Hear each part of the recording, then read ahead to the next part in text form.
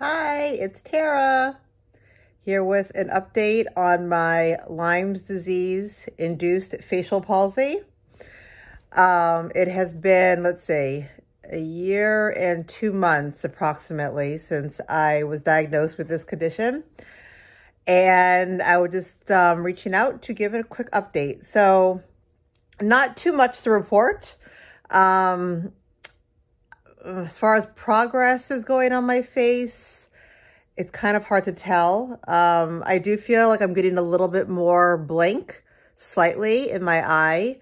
The full closure, I can tell that there's still I can feel it, a little gap here, which hasn't really changed in some time. And definitely that kind of synkinesis pulling in my lip when I try and fully close my eye. The blank again is a little bit better. I'm still regularly using eye drops, but I have been doing a lot more or trying to be better about doing the stretching. So that was one of the things when I met with the physical therapist at the facial nerve clinic recently, was kind of addressing, my concerns. And obviously there's a lot of things that I would love to improve about my condition. But for me, the one that definitely has the most life-altering impact right now is the fact that I still can't fully blink. So she recommended doing a lot more of that stretching of the eye. So I'm holding my phone with my other hand, but basically the idea is to pull down your eyelashes or your eyelid with one hand, and then with the other hand, pull up your eyebrow. The idea is to kind of, again, lengthen the muscle in your eyelid. So basically you have this kind of rim, this muscle rim around your eye. And as a result of the palsy and the lack of it being used, and then combined with the synkinesis, over time, that muscle starts to shorten. So in order to kind of get it back to where it was, you have to, do the stretching exercises. She kind of described it like a garage door that's broken. Over time, the springs start to lose their elasticity.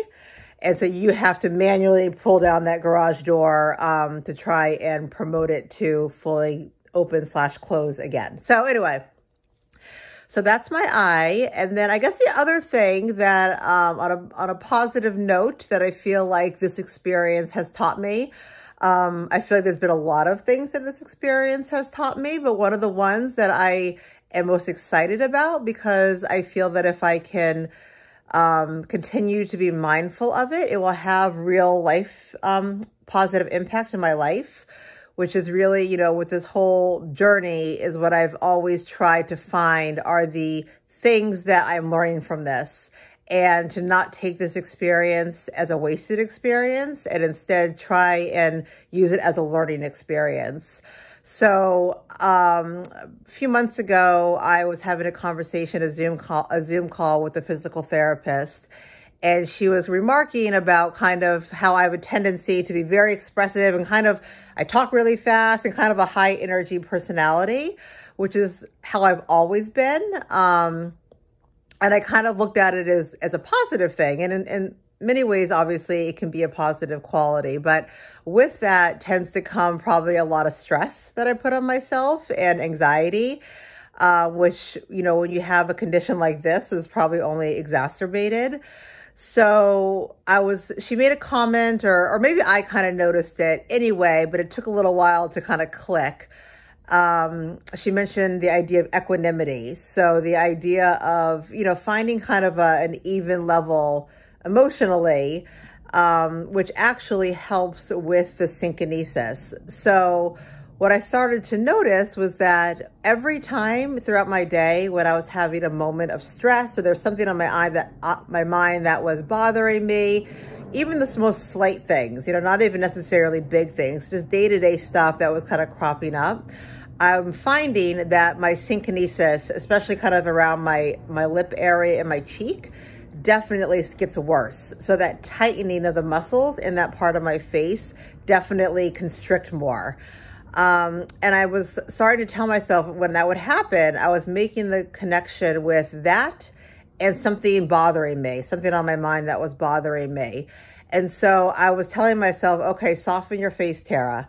So literally like telling my brain to tell my mouth to soften or to melt the stress away from my face.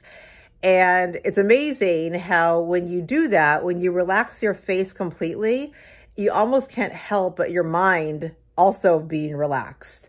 It's like they have to go hand in hand. It's like you can't emotionally be upset and not have your face show that upsetness. So if you make your face relax, your mind, at least in that moment, has to relax too. I guess it's kind of like when if you're upset and people say, oh, the best thing to do is to smile. Even though you don't feel like smiling, just the act of smiling kind of tricks your brain into feeling happy, or at least not feeling as bad as you did a moment before. So I, for the past couple weeks, have been very mindful of throughout my day of these moments that I'm getting stressed. And I'm actually kind of surprised that I have them a lot more than I think I even realized, or that I know that I realized prior to this. And so every time it happens, I tell myself, all right, melt the stress or relax your face. And when I do that, I feel calm again. And it's something that I have to keep doing throughout the day.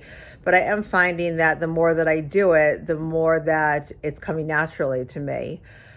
So all that to be said, I think there's kind of two benefits. One, I think my face is actually starting to, especially when I'm just kind of looking straight on and not talking, my face is starting to look better and more proportionate and normal.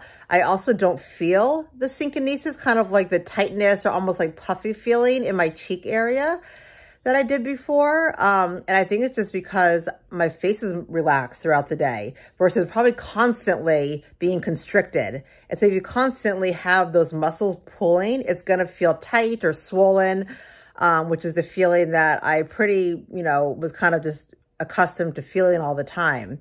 So I'm not feeling that as much when I'm doing this kind of mindful relaxation in my face. And yeah, and I think, the final takeaway from that is this is the learning experience, or a learning opportunity to understand myself better and to use this as a way to be a better, happier person. It's almost like when people use those rubber bands they put around their wrist when they're trying to kind of use it to break a bad behavior or negative thought pattern. They'll snap it, and just telling your brain, like a real quick jolt of telling your brain, oh, you're doing it again. And I have it built into my face. I have my little rubber band built into my face. I can't help but notice when my face starts to feel stressed, but I do have control over how I handle it at that point. So anyway, so that's it. Nothing really new aside from that to report. I'm going to be doing another round of Botox in a couple of weeks, and so I will try to remember to do an update about that. And I think the Botox, at least the last time I had it done, which was the first time I had it done, it really, not really helped. It definitely helped with the kind of making my face look more normal to other people, but I still felt a lot of tightness. I was hoping the tightness would be more improved, and it wasn't. But I will say, so far, the best thing that I'm finding for that synkinesis tightness is relaxing my face. So if you're out there and you're dealing with a lot of synkinesis, I would encourage you to try what I've been doing and see if it's helpful to you. And that is it. I hope everyone is doing well, and I hope that if you are also on a journey with your facial paralysis, that you're keeping your spirits up and that you're trying your best to find the silver lining in what is happening. And also, don't be afraid of going out and living your life. Keep living your life. I think that only helps for your healing process. At least that's the way that I've seen it for myself. All right. Thanks so much. Have a great day.